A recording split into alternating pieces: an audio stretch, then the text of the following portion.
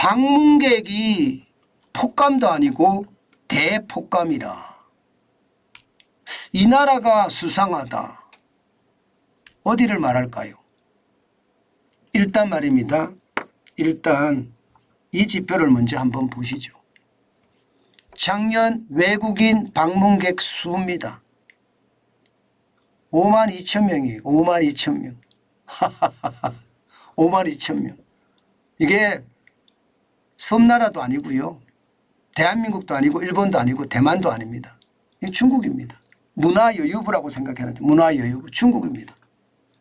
중국이 1년 동안 방문한 사람이 52,000명. 52,000명. 와. 2019년만 하더라도요. 1분기 기준으로 보면 370만 명이에요. 1분기 기준으로. 그러면 1년으로 따지면 적어도 말입니다. 예, 1,500만 명 가까이 온다는 거 하잖아요. 1,500만 명 1년에. 그런데 2023년에는 52,000명이에요. 1분기에. 1분기에 52,000명이라는 숫자는 여러분 어떻게 해서 따지면요. 예, 내국인만 왔다 갔다 한다는 뜻이에요. 내국인만. 외국인은 안 간다는 뜻입니다. 예, 2016년만 하더라도 298만 명, 300만 명에 달하잖아요. 분기에. 그러면 1년에 1200만 명씩 예, 중국을 방문한다는 이야기인데 지금 그게 되지 않는다는 이야기잖아요. 월스트리트 저널은요. 이것을 보고요. 이제 본격적으로 중국과 서방 국가의 디커플링이라고 하죠. 분리 기조. 그게 장기화될 가능성이 크다. 이렇게 분석했습니다. 장기화된다는 것은 여러분 중국의 상황이 점점 어려워진다는 거예요. 점점 어려워진다는 거예요. 예. 이게 월스트리트 저널에서 분석을 할 때 저는 굉장히 유심히 보거든요.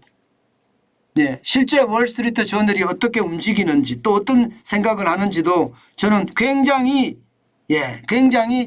아주 독하게 봅니다. 예. 왜냐하면 이 움직임, 물적 이동도 중요하지만 인적 이동도 굉장히 중요하거든요. 예. 인적 이동이 이렇게 늘어나는 것은요. 나라가 활력이 넘친다는 건데 인적 이동이 줄어든다는 것은 나라의 활력이 떨어진다는 거예요. 결국 말입니다. 미중 충돌이 지금 중국을 점점 구렁텅이로 혹은 늪으로 몰고 간다는 뜻도 됩니다. 게다가 말입니다. 여러분들도 잘 알잖아요. 네. 러시아가 우크라이나를 침공하고 나서부터는 분위기가 완전히 확 바뀌었습니다. 이게 서방과 미국, 좀 더 넓게 오면 일본, 대한민국, 대만까지 이게 자유우방 진영이고요. 예. 또 독재 진영 있잖아요. 독재 진영. 러시아, 중국, 북한, 벨라루스까지. 뭐 이란도 여기에 포함이 되는 것 같기도 하고요. 이렇게 말입니다. 진영과 진영이 나눠지면서 국제 질서가 완전히 달라졌어요. 이것이 말입니다. 중국에게는 지금 최악의 어떤 인적 교류가 일어나는 것은 아닌가 이런 얘기까지 나오고 있을 정도고요.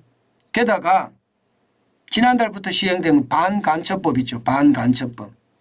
7월 1일부터 시행이 됐잖아요. 이거 굉장히 무서워합니다. 이게 인터넷에서 검색 한 번만 잘못해도 반간첩법으로 몰린다는 거거든요. 예. 그러면 여러분 사람들이 가겠습니까?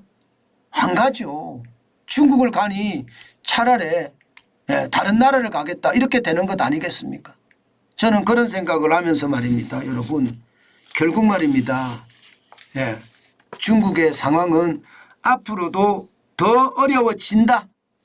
제가 여러분들에게 계속 말씀드리는 이유가 중국은 우리의 수출 파트너이자 최대 수출국입니다. 그렇기 때문에 굉장히 중요하거든요. 지금 그 어느 때보다 중국의 상황을 우리는 면밀히 알고 있어야 됩니다. 그래야만 투자가 가능하고요. 어떤 분들은 요즘이 중국에 투자할 기회다 이렇게 이야기하시는 분들도 계시거든요. 전문 투자자분들은 그렇게 할 수 있을 겁니다. 또 전업 투자자분들도 그렇게 할 수 있을 겁니다. 그렇지만 우리처럼 말입니다. 여윳돈으로 주식시장에서 저축하는 사람들은요. 지금 중국 시장 보지 마십시오. 뭐 ETF를 보지 마세요. 지금 중국은 어떻게까지 지금 무너질지 모릅니다. 어떤 분들은 그런 이야기 합니다. 아니 중국은 2차 전지 또 전기자동차 세계 최고인데 앞으로 중국이 세계 최고 될 거야. 세계 최고 되겠죠. 권위주의 지역에서만 독재 진영에서만 세계 최고 되겠죠. 점점 말입니다. 중국을 두려워합니다. 들어와서 낮은 가격으로 시장을 완전히 싹쓸이 해버리니까 어느 나라인들 두려워하지 않겠습니까? 아직까지는 동남아나 또 이게 뭐 큰 나라들 남미나 이런 데는요 중국을 두려워하지 않는다고 하지만 결국은 두려워할 수밖에 없을 거예요. 그들이 필요할 때는 쓸개까지 빼주면서 헤헤거리지만 그들이 필요 없다고 판단이 되면요 완전히 돌아서는 게 중국이거든요. 저는 그렇기 때문에 반드시 말입니다. 중국에 대한 어떤 투자나 생각은 신중하고 또 신중해야 된다. 제가 그 말씀 다시 하나 드립니다. 제가 작은 단서만 있으면 여러분들에게 제가 보고 드린다고 말씀드렸잖아요. 그 보고의 일환으로 보시면 아주 정확하겠다. 그렇게 생각합니다. 그만큼 말입니다. 상황은 좋지 않다는 뜻도 됩니다.